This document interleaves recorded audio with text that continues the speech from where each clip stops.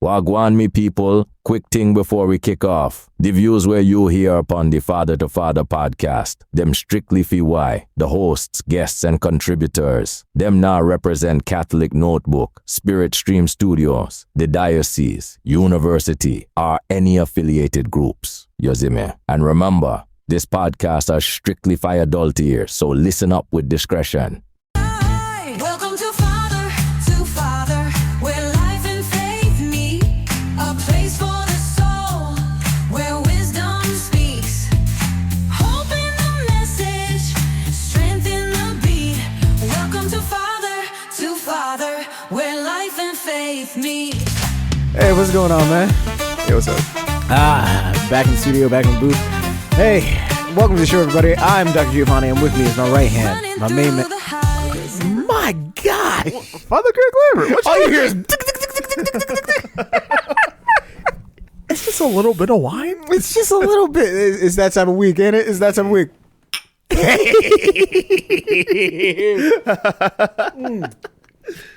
Some hacks for you. Take Crown Royal Peach, and then get a Lucio, Luccio, peach semi-sweet. Add the two together.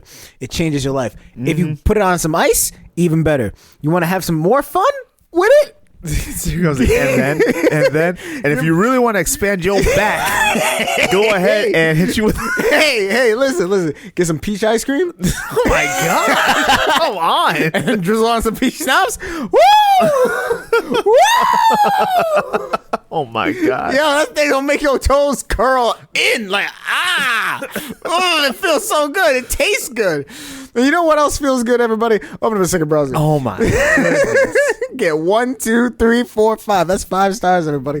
Just give us 5 stars. That's all I'm asking for. And you know, if you're feeling generous, go to CatholicNotebook.org/Father. That's CatholicNotebook.org/ F2F. and donate some money. Put some money on the books. Keep the lights on. Spirit Stream Studios will greatly appreciate it.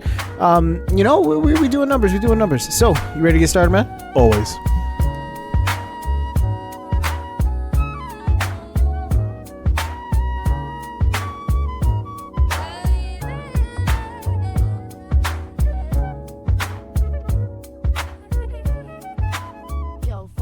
Ready for Hear Me Out? I believe so. You ain't ready. You never ready. It's Hear Me Out. 5 stars. You did not want 1 star. We got Confession on Thursday. And if your church is doing Confession on Thursday, let us know. CatholicNotebook.org/Father. That's CatholicNotebook.org/ F2F. Okay.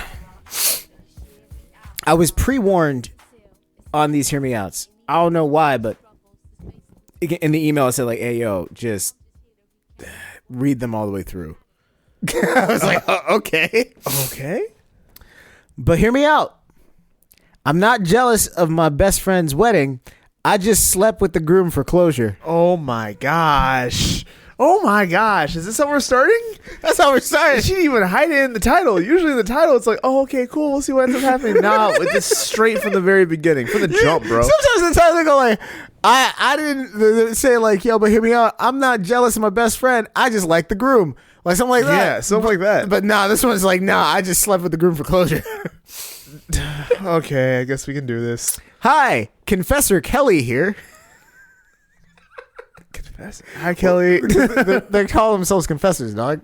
They're confessors. Hear Me Out is now called Confessions. I'm sorry. I can't sing this song. No, you cannot. He's in jail. Yeah. Oh wait, no, that's R. Kelly. That's R. Kelly. Whoops. This is Usher. I was like, oh, whoopsie. Hi, Confessor Kelly here.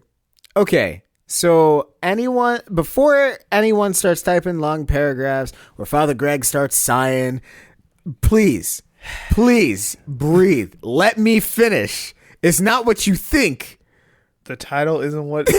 There's context. You can see my face. I'm sorry. I'll stop. Ladies and gentlemen, Father Greg, like, he was in the middle of looking at something and he was like, context. He was about to jump out of his skin. He's like, what in the title needed context? Okay, go ahead.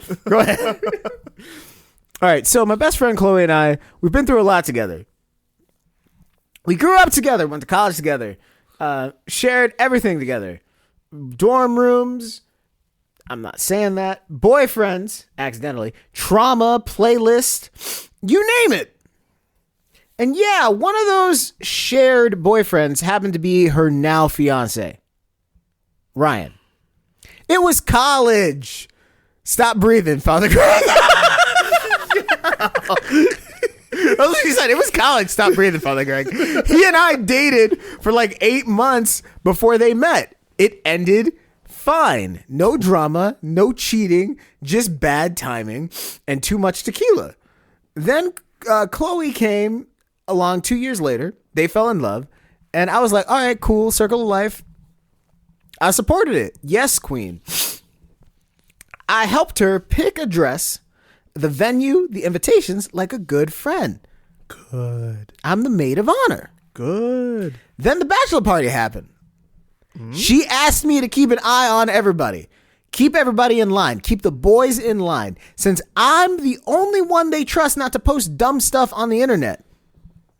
I said, fine. We go out. Everybody's drinking. I'm the designated driver. I had water. Good girl. Ryan's smashed. Like gone. Like gone. Like if he could have been more gone, he probably would have been in another state. Golly. Okay. And then he starts doing this drunk guy confession like, ooh, I still love you. Ooh, you look good in the sunlight. Ooh, if that's what she says. What am I supposed to do? Look good in the sunlight. As opposed to in the dark. I don't know. In the dark. It's like, ooh, good. you look at the sunlight. Ooh, you're my first real love. You understand me before anybody else does. Blah, blah, blah, blah, blah. And listen, I'm no heartless monster. I tried to be like, okay, you drunk. Let's get you to bed. And then we're in his apartment. He looks at me, looks dead in my eye and goes, do you ever think we ended too soon? And I swear my brain just short-circuited. And so, yeah, Father Greg, sigh again. Sigh big for me. That's what she said. Yeah, Father Greg, sigh again. Sigh big for me. I love our fans. I let him kiss me. What's the problem? Yo, why are you so defensive about it then? But one thing led to another. There's no vows yet. Technically, it was closure. Messy, emotional, deeply, but closure. But here's where things kind of got weird. So she left her silk robe. This is what she says. She's like, this is where things kind of got weird. I may or may not have worn my best friend's silk robe when he said those things to me. Because it was the only thing hanging in the bathroom and I didn't want to put what? And I didn't want to put my jeans back on. I didn't mean for it to be her robe, but it is what it is. So okay, continue. Anyways, I don't think he realized it wasn't me. I think he thought it was her. Probably. Maybe. I don't know. It's hard to tell. But then he texted me the next day like, we can never speak of this. And I texted him like, yeah, obviously. Except I couldn't stop thinking about it. And then I started thinking, wait a minute. She's been going to church every Sunday. She's been in the church. She's been in the chat talking about saving myself for marriage. I was in her dress robe and he just decided to, I can't say that. I can't say that. Like, baby girl, be serious. You've been playing Virgin Mary in the chat when the math ain't mathing. That's a lesser charge to the fact that you just kissed someone else's fiance. So now every time she posts future Mrs. Ace, I just think, and I kiss my teeth, maybe I'm the prequel. Yo. Because let's just be real, fellas. She called us fellas. Let's just be real, fellas. If he wasn't doing anything with her, then me being in her robe should have been a mental trigger for him to stop. But instead, it was a mental trigger for him to go collect $200 Oh my gosh. and take bro. me for all I was worth. Oh my gosh. But hear me out. It's not jealousy. It's not sabotage. I just needed to know I was truly over him before watching my best friend marry him. And but hear me out. I'm not jealous, but my best friend of my best friend's wedding, I just slept with the groom for closure. Do you need a recap? I think everyone does. I mean, anyway, this one's actually not that bad in terms of like story convolution. Like she basically was just like, yo, me and him used to be a thing. We used to be in this weird situationship where the three of us used to share each other's stuff, including him. And then she gets married to him because she caught feelings. And now, you know, I was the DD, and then I went over to his house. I spent the night in her clothes, and he was just like, ooh, baby, come here. And I was just sitting there going like, this girl be talking like she the virgin Mary in the group chat. Meanwhile, she's out here. And she says something salacious. I'm not going to read that. But effectively, she out here getting her cheese clap. And I'm out here saying, hey, yo, what's good? It's like the math ain't mathing up. Because he should have had a mental trigger in his head like, oh, this is her. So it is what it is. But nah, it didn't work out that way. So like I got my closure. I'm going to be standing next to her as the maid of honor. Ain't nobody talking about this no more. Am I bad? Was it bad? You got context now. Okay. I'm going to let you rock. All right, so I'm going to go first. First of all, yes, this is bad. And what we're not going to do is pretend. But hold on. Thank you so much for being a super fan of the show. Yes. The fact that you knew what Father Greg was just like, keep sighing, Father Greg. Keep breathing, Father Greg. Oh, my goodness. Anyway, go ahead. Let's be very clear about something. Yo, I'm not knocking whether or not you love your best friend, because obviously you do. Thank you for hyping her up. Thank you for being there for her. Thank you for doing all the things that a good bridesmaid does. And I will also go ahead and give charity on the fact that because this was a very, let's call it, irregular situation when it comes to sharing other people, which probably shouldn't have happened in the first place, right? But we're in the situation now, and here comes the back end of what happens when we share not just people, but emotions and situations. Excuse me. And so we find ourselves in this situation where there are unresolved feelings with someone else that you used to be involved with, that your best friend was involved with as well. There's a couple of things that are tough to deal with. One, the fact that he looked at you in your eyes and said, do you ever feel like we ended too early? Now that for this question lets me know I don't know if he knew that who you were at that time, or if he didn't know who you were at that time. I can't say yes or no or heads or tails on anything. Right. But I will also say, when he asked that question, the way you say your brain short-circuited, he spoke to something that was already in your brain and something you were already wrestling with in your heart.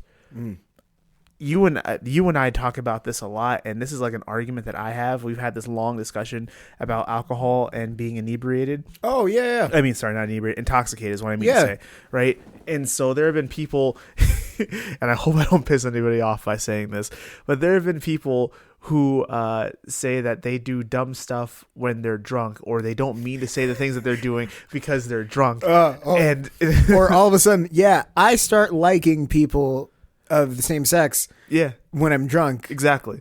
And so I saw something not too long ago on TikTok, which I really, really like. A lot of times I don't like to go ahead and spew TikTok wisdom because I never know where it's coming from. But this was really good. And there was a guy who said he had this styrofoam cup and he had coffee in his cup. And someone bumped into him and he spilled the hot coffee. And then he asked the question, well, why did he spill the hot coffee? And then all these people started answering a different question. Like, oh, because he had coffee in the cup.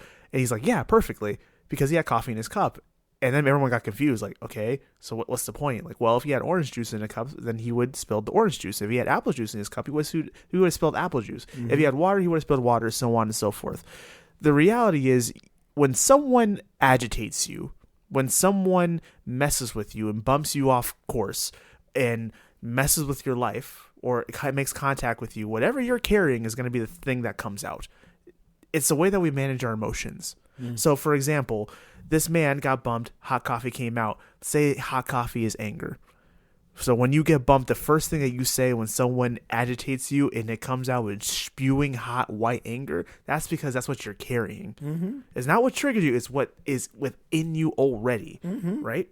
If you get bumped and what comes out is nonchalant peace, that's what's already within you. That's how you know exactly where you are on the line. Yeah. So all that is to say, when someone gets intoxicated, what's coming out is what's already in them. Yeah. So that question, whether or not he knew that you, who you were, or who you weren't, that was something that he was already wrestling with. But you got bumped, and what came out of you was also the same confliction. Right. And I will say this though, especially with intoxication, like it literally just removes the inhibitor, and that's what we're talking about here. Yeah. This is like he has an inhibitor, but in this situation, like I don't know. It's hard to say because you said he was gone, like super gone. That he would be in another state, kind of gone. So he was beyond belief. And if he's mixing, like there's a lot of thoughts in your head that now no longer have a cap. Exactly. And if there's a lot of different things mixing, it could be anything. It was enough that he's trying to recollect what happened, and he's like, "We could never talk about this." Of course. Yeah. And she goes, "Obviously," like very nonchalantly, "Yeah, obviously." Which I'm like, I don't know if it's very obvious. I don't know if that's very obvious either, because obviously this meant something to you. And also, if he came back to his senses, if he came back to his senses and he said, "I'm not willing to risk the happiness that I found with the person that I love," and your first thought was, "Yeah, obviously," that's gotta feel some form of resonation on the inner part of your soul at some point. Yeah, but I mean, like even with that, you're trying to disassociate. Yeah, you're trying your hardest, and you're trying to say like it didn't mean any. Because I've when I used to counsel people, this is a big thing for people where they would come in and say something similar to this, and then it'll be like, "Well, it doesn't mean anything because they were intoxicated," and I'm like, I mean, if that's what you're using to cope, so I mean, by all means cope, but you can't disregard what someone is saying just simply because of the intoxication. Like they are saying these things. Yeah. If it's meaningful, it's meaningful. Yeah, like, and you also have to keep in mind, like, if they weren't going to say these things, like, here's the other thing.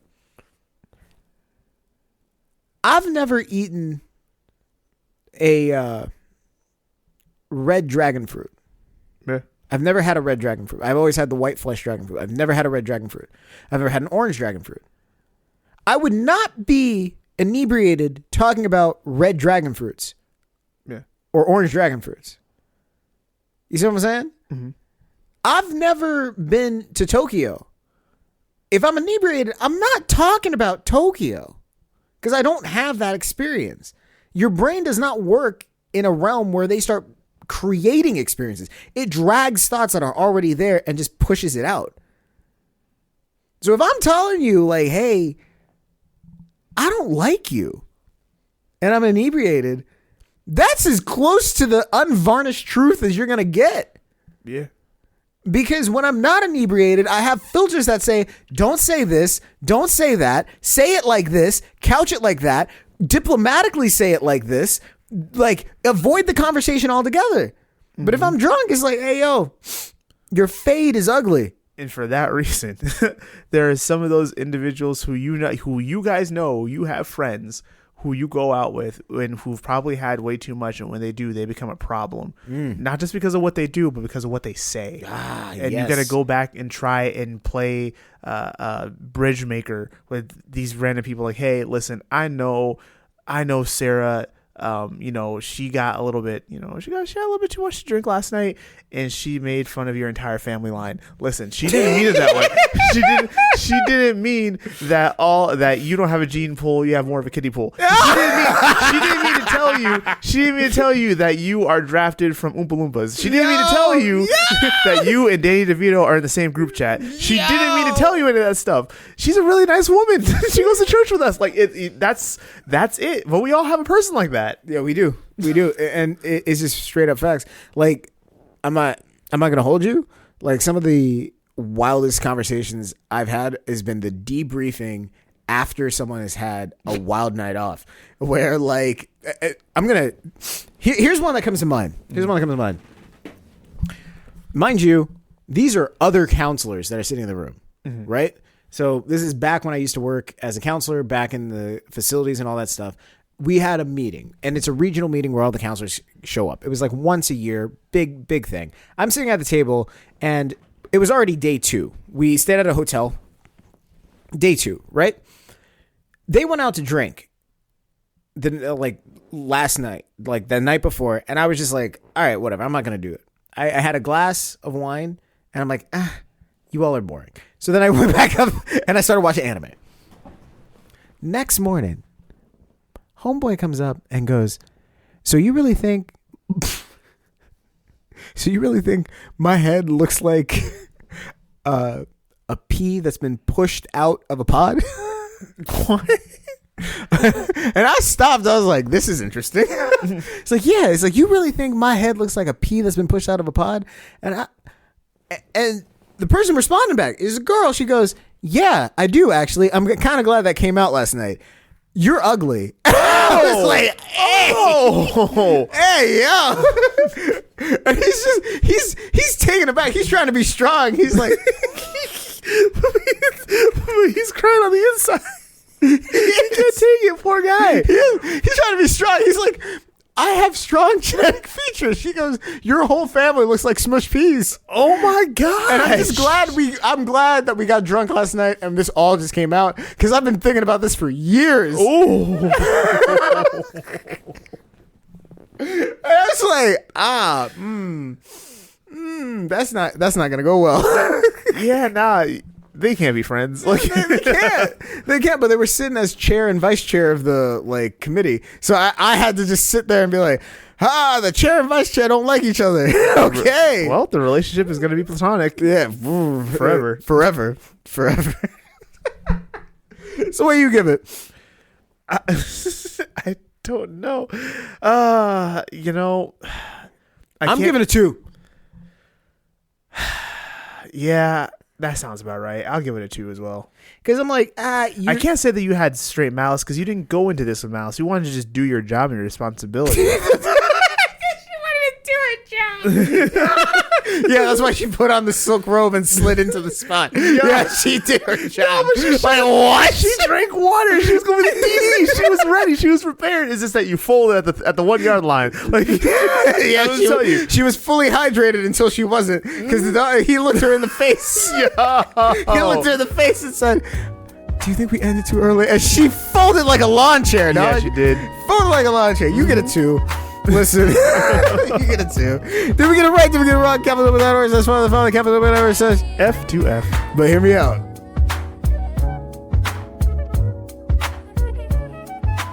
Yo, Father Greg, Dr. G, what's good? I know it sounds clear, I know it's misunderstood.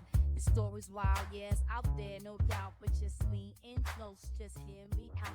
Hear me out. Hear me out.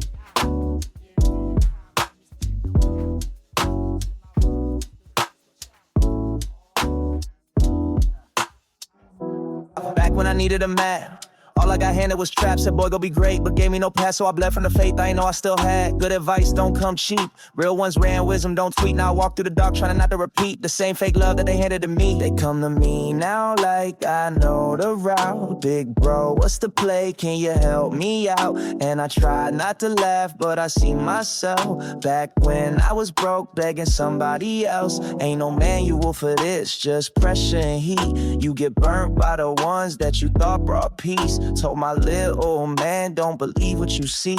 Even angels fall Ready for hard fatherly when advice? they run in the I hope so. All right, so we got the new format within the old segment, which is kind of cool. I think I like it. We get through a couple more, so I'm not going to say dear Father Gregory and Dr. Giovanni. Like, just assume I said it, and we'll just hop into it.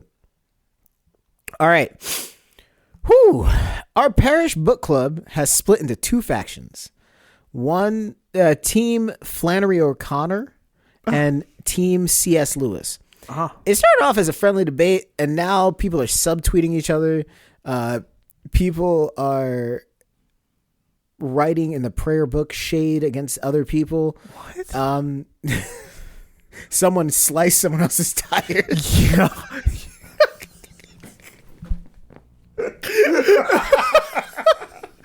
I'm sorry. I swear I'm trying to take it seriously. And someone baked heretical brownies. What's a heretical brownie?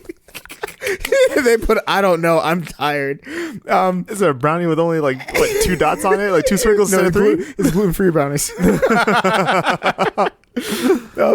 As the moderator, which I gained accidentally, do I dissolve the group or just excommunicate everybody from talking to each other? You can't do that. It's okay. The premise of this is kind of funny. It's just like, yo, we had 2 groups. It was book club, which kudos to wherever this is. And they said like, yo, we got a book club. That's hard to do. You got 2 of them? It's not hard to have a book club. It's hard for you to stay in the book club because you got kicked out of the book I got club. kicked out of a book club. Okay, listen, real quick. For everybody, and let me defend myself. For everybody who is like, yo, Dr. Gio, you got kicked out of a book club? This is what happened.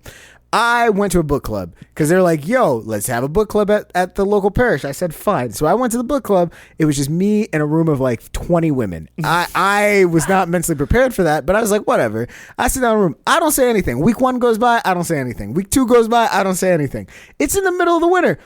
And so week 3 goes by and someone says something and I just take a deep breath and then they go, Dr. Giovanni, what do you think? Deep breaths now? I took a deep breath. I was just like, because what they said was just so empty. It was like, this is what it was. God, the book was about like relationships. And they said, well, you know, God works in mysterious ways. That's why in my relationship, my husband does whatever I tell him to do. Ooh. And I was like, Mysterious. You know what? Never mind. That's not for me to comment on. That's not for me to comment on. So then in that session, all I said was, because they asked me directly, what's going on? All I said was, hey, what is your husband like doing? And she just stopped and stared at me.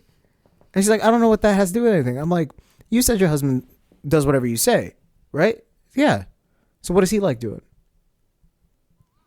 This whole chapter was about understanding the other and immersing ourselves in the lives of the other. And if you don't know what your husband likes, how can you honestly say that you've immersed your life? How can you really be 2 flesh equals 1? Now, I'm not ragging on you or anything, but I am pointing out that if he is doing everything that you say, he's a wish fulfillment genie. He's not your husband. And then this other lady chimes in and is like, what about you? What does your wife like doing? She likes sitting by herself and reading a book. She also, at the time, she was working on classes. I'm like, and she also works on her classes. But in the afternoon, one of the things she loves is to come home and just talk to me.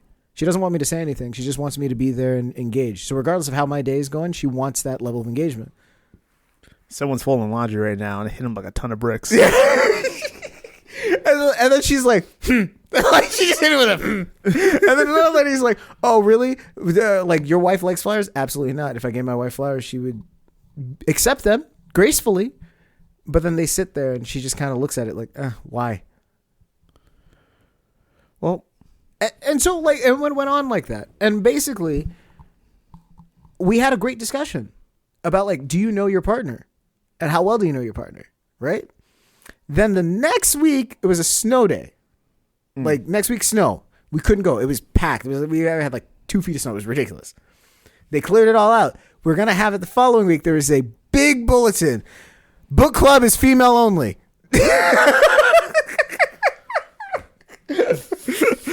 We think it's better for the health of the group. I was like, hey, yo. So he never got kicked out of book club, but he got shown the doors slowly. Yeah. Around the bout. Yeah. Yeah. Yeah. But that's why you got to always be open, not only to like suggestion, of course, but like also open to the movements of the Holy Spirit. I feel you. Because if you're not, then it just feels like an attack. Yeah. So what do you think? Like, clearly, I don't know, guy, girl, whatever. I'm just going to say she. Clearly, this person is like stuck in between these two groups, wanting to moderate and be fair about it, but at the same time is noticing like people are getting a little bit too intense, like slashing tires over groups. I don't even really understand. It doesn't say what they're trying to moderate or what the conversation was even about. They're both greats. Yeah. One's a little bit more great than the other one, but I don't want my tires slashed. I'm not gonna say who. Yeah, that's a good move. That's a good move. All right, so like pretty much then our advice is just like, just tell everybody to chill out and be adults. Yeah. That's about it. Because I'll tell you right now, if I get my tires slashed Again? Yes. For the second time? If it's the second time. I know who actually did it and I can get to them, it's not going to be good. It's not going to be good. There will be hellfire. All right, next question. My husband and I love each other. Oh, that's not... The way this starts, it's like, my husband and I love each other. But he's really good at a lot of different things. He's a good dad. Mm-hmm. He cares for the kids. Mm-hmm. He works hard. Mm-hmm. But... There it is. Our physical connection is fading fast. Oof. And it's because...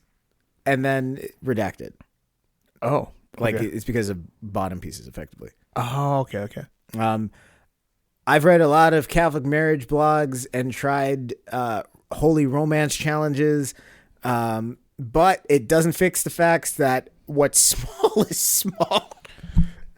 I mean, that is one way to say that. I was gonna give him charity to be like erectile dysfunction. You know? Yeah, what's small is small. She's like, I feel like a roommate. I don't even know if it's worth it anymore. What am I supposed to do with my libido? Do I pray for desire? Is it wrong to pray to be desired by somebody? And if I do that, is that just ending my marriage? Oh, wow. Well, I'm going to start at that question. Like, praying to be desired, like wanting to be desired by your spouse is not ending your marriage at all. Everyone desires to be desired by their spouse. Right. Like, I'm a whole celibate man and I'm married to the church, and every now and again, I still want to feel desired by my spouse, the church. Yeah, like, I can't tell you the amount of times I've watched you had like a crappy day, and then someone comes up to you and goes, "Hey, Father, thank you so much for something mad specific," and then you just like, "I'm seen." Like, you see me.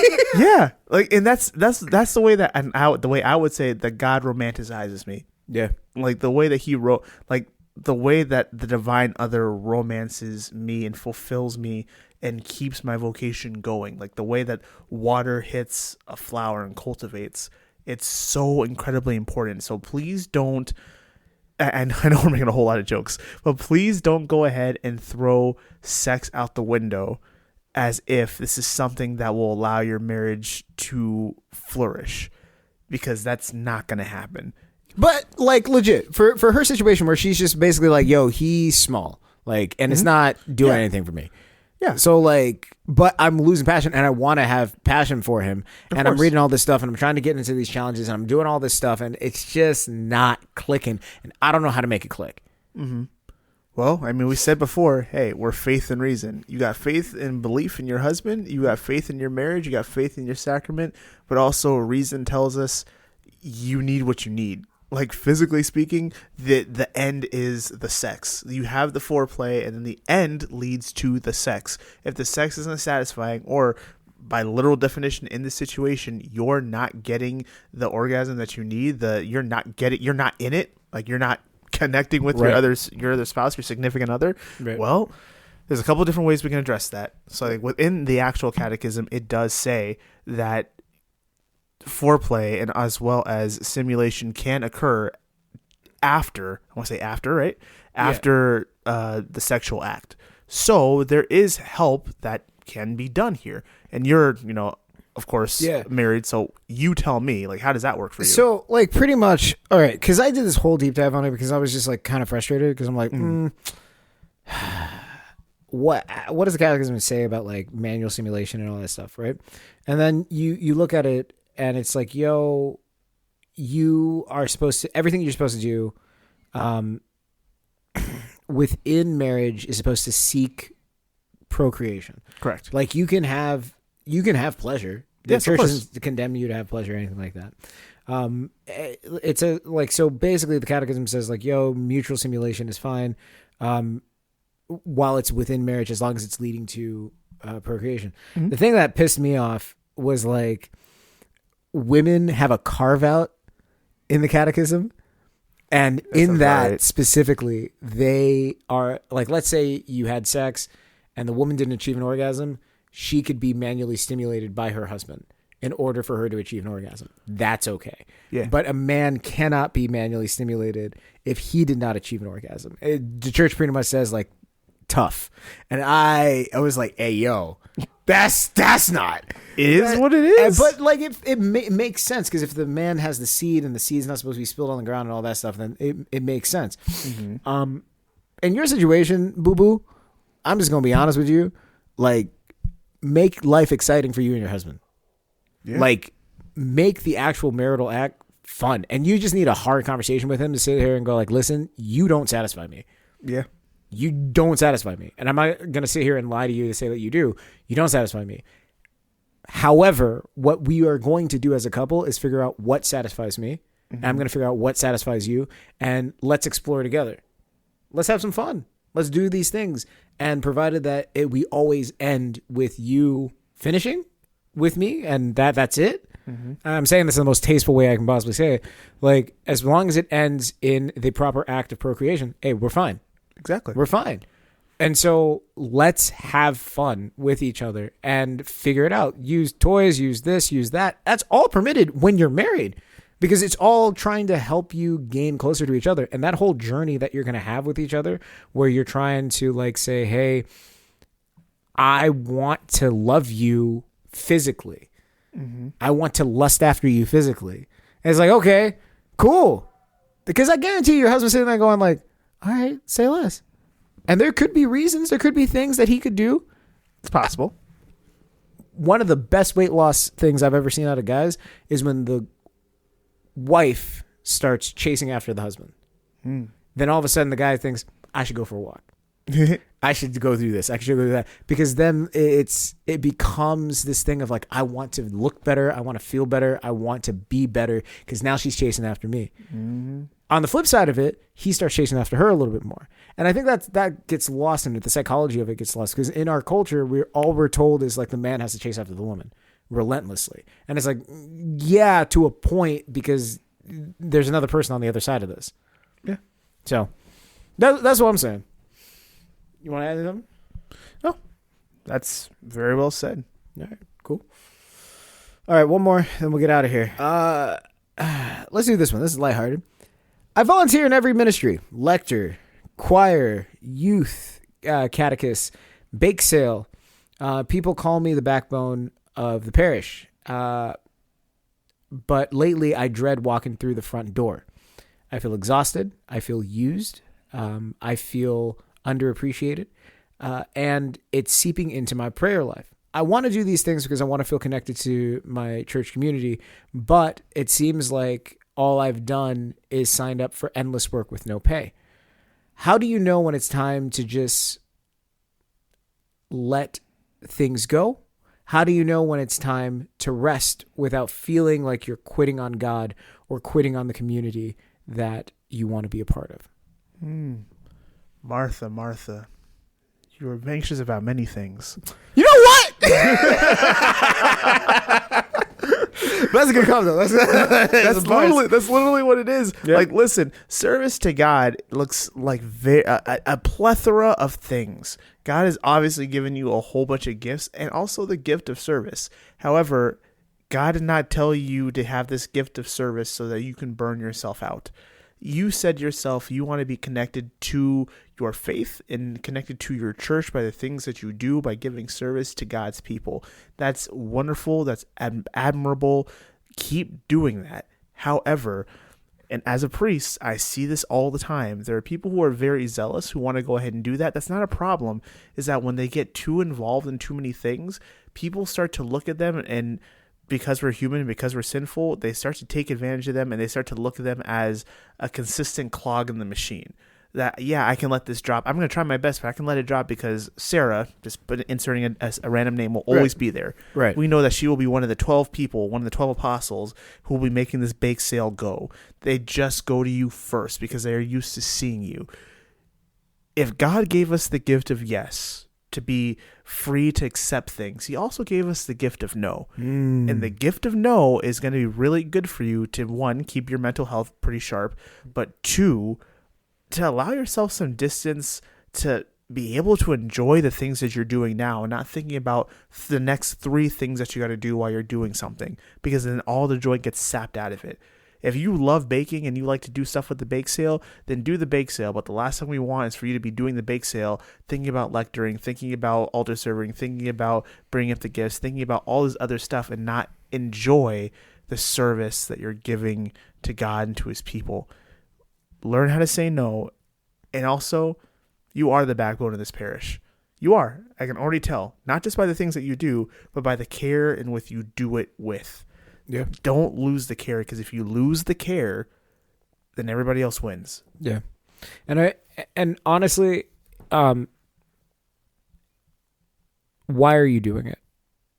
Because at the end of the day, like, and I know it's easy to say like, oh, you do this for God, but like, no. Like, you're doing it to be plugged into your community. And at the end of the day, if you are sitting there giving of yourself week in and week out, and you're just like, oh, I feel underappreciated, what exactly are you looking for? Like, what does appreciation look like to you? Mm-hmm. Are you wanting people to give you kudos constantly because you're doing something? Or are you expecting a particular outcome that you're just not getting? Like, what exactly are you trying to get into? And that honest conversation with yourself, and maybe you sit down with a spiritual director and you just have that conversation with them and say like, hey, this is where my head's at. Or talk to the pastor and be like, hey, or the associate priest or whoever there is, be like, hey, this is where my head's at. I'm not really looking to like, reinvent the wheel here, but mentally for me, this is what I was expecting. This is what I'm getting. How do I bridge the gap between the two? And because they're with you in that community, they will be able to give you something tangible and say like, oh, just do this, try this, try that. If you're looking for this particular thing, that's never going to happen. Drop it. And they'll be honest with you in that sense, because they're also living that life where they're giving themselves of service. So keep your head up, chin up. And if you're doing these things and you're struggling like that, just, ask. Just ask, because people are within the community that can help you out. Absolutely. All right. That's good. Yeah, we got through a couple of them. That's great. I like this. You get through them. And, they're not too bad. Not too bad. You ever ask for advice and they laugh at you, or worse, they give it with strings attached? I learned some people don't help to help, they help to hold you. So be careful who speaks over your soul, 'cause not every God told me came from God. Not every I got you means you're safe. Some just wanna wear your story like a chain. Good advice is a treasure map buried in pain. Real truth ain't loud, it don't chase fame. Now I write what I needed, tattooed in flame, for the next lost soul walking out of that rain.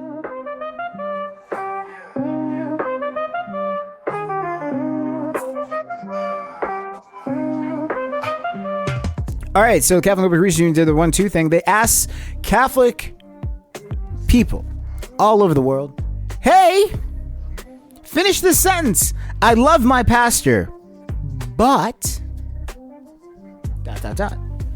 And these are their answers. And we're just going to go through them, and then, we'll finish out the Seems show. like it's going to hurt somebody. Someone's going to get their feelings hurt, dog. I love my pastor, but if he winks at another widow during the peace offering, I'm calling the diocese. Yo! Somebody check on Father. Check on Father. Yo. But the way he grips the microphone makes me need confession immediately. What? I don't know. Maybe he's... You know what? I'm not even going to touch that one. And you shouldn't either. I love my pastor, but His laying hands ministry is about to catch these hands if they ever come at me again sideways. They do be kind of wild though. The way they be talking to people. Yeah, she's laying down in the spirit. Okay, that's fine. But why does she need to touch me? Like, that's fine. Go do that over there. He got more selfies of choir moms than he does of the actual choir. Listen, that's none of my business. I'm not commenting on any of this. I'm not commenting on any of this. When he said "body of Christ," he just kept eye contact with me for way too long. I don't know how I feel about it. I went to a different parish. To each his own, I guess. Which, low key, I'm sorry, but if the priest is not looking at you, he's looking through you. He's looking at the sacrament, just like holding it. And if your eyes just happen to meet, that's just you looking at the priest. I can't tell you how many times I have panned my body when I was preaching. Because as I'm looking out, you can tell the difference between someone who's paying attention and looking in your eyes and someone who is seeing something in you that you're not trying to project. So I have met eyes and locked eyes with somebody in a moment of like, I know what's going on here, and I just kind of Gotta pan my whole body. I love my pastor, but if he says, let's meet privately for prayer one more time, I might show up with wine and expectations. Leave him alone. Yeah. Also, he should probably be leaving you alone. I don't know what's going on in these private. No. I think she's warping it, like legit, or him. I don't know. I ain't discriminating. But what I'm saying is, like, I think that, like, legit, I think they're warping it, because at the end of the day, he's like, yo, like, because if you come, because I've seen this before, where it's like, hey, yo, Father, I'm dealing with whatever, and you're in the midst of it. It's like, yo, let's meet privately for prayer. Yeah. Like, and that's nothing untoward. It's just the fact that he's like, yo, you're coming up to him and you're saying some salacious stuff in front of people, and he's like, yo, let's just meet privately and talk about this. That's a great possibility. I'm giving the father the benefit of the doubt. I'm giving everybody the benefit of the doubt. Nah, this person said they come and showing up with expectations and wine. Bruh. But that doesn't even necessarily say that she feels like there's expectations coming from either side, or she's the one bringing the expectations. She might be the one bringing the expectations and she's warping it, or he could be on the other side and kind of doing stuff that makes it her feel as if like this could be a possibility. I don't know, and none of us do. All I'm saying is we should definitely keep things kosher. And also, if you're gonna, and this is just from a priest's perspective, from a dude who wants to be protected, I do my absolute best to make sure that things are public.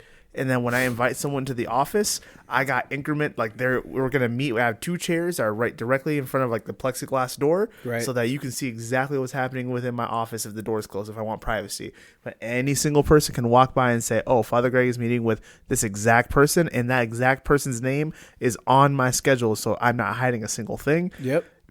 Whoever it is out there, be careful. Right. Well, and at the end of the day, people look at you and be like, "Oh, you're being paranoid." It's like, no, I'm not. Nope. I'm not being paranoid at all, because many people who have done less than I have been strung up and quartered. So, yep, I'm doing exactly what I need to do in order to protect myself. Exactly. Point blank, period. And that's the thing that people don't get is like when a priest keeps you at arm's length, it's not because the priest is trying to be rude. It's not because the priest hates you. It's not because the priest is sitting there going like, oh, I'm going to hit you. Like, no, it's because, or like, oh, you're tempting to the priest. It's because, it's not even that. No, it's literally because we live in a culture that doesn't give anybody the benefit of the doubt. Exactly. And all that really matters is what it looked like, not what actually happened. Right. Even if we have receipts. And even if the truth comes out later, people are still like, well, it could have still happened. And they're like, dog, I literally showed you everything, and then yet you're saying it could have still happened? What are we talking about? And if I decide, if I heaven forbid, I ever made a mistake like that, if I were to do something like that, then I just become another statistic, and people say, see, we knew because he was a priest that he was like this. Yeah. But if I do the right thing, I don't get the flowers for that. No, I just get told I'm doing what I'm supposed to do. Or no, you get told you're not doing enough. Yeah. Because like, that's the thing. People just want to have it both ways. They don't, and this is the thing that we fail to forget. And I think we'll end the show on this. Like, this is the thing that we fail to forget a lot of times is like, when a child is young, we encourage them every step of the way. Every time they do something new, we give them kudos. We do whatever. They're walking, and we're like, "Oh, shoot, you're walking," but like, we lose that sense of encouragement as someone gets older. It's like, no, you have to meet like this incredible threshold in order for me to just acknowledge that you've done something. Like a priest getting up there and doing mass is an incredible thing. So thanking a priest after mass is not something that's gratuitous. It's not like you're kissing up to the priest. It's acknowledging like you gave your life up to do this, and the fact that you're actually doing it is a blessing for everybody else. It is. But like people are just like, no, you're supposed to. It's like, hey, yo, listen, listen. I have to, but I don't have to do it with you. That's also true. That's the other part of it that people don't realize. Is like, yo, priests have to say mass, but they never have to do it with you.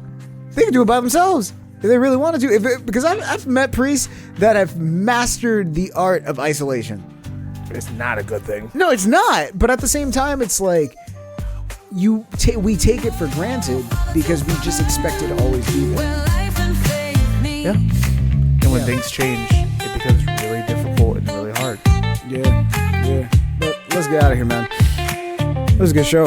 Always. Man, for all of us here at Catholic Notebook and Spirit Stream Studios, we love you. You're very special. Go forth and bear good fruit. We out!